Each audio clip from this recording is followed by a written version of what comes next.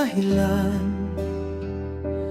Bawat hakbang ay may patutunguhan.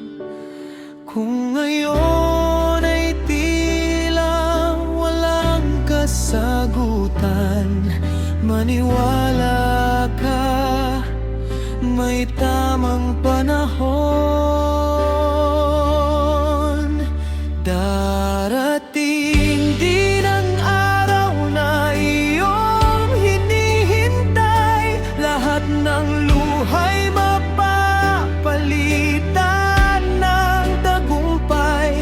Kapit ka lang, huwag mong bitawan ang pangarap. Pag-asa ang ilaw sa bawat paglakad.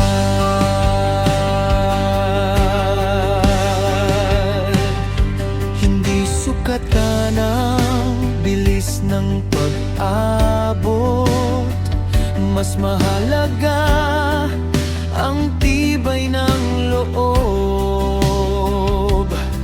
Sa bawat pagkadapay may bagong lakas, patungo sa bukas na mas maningning.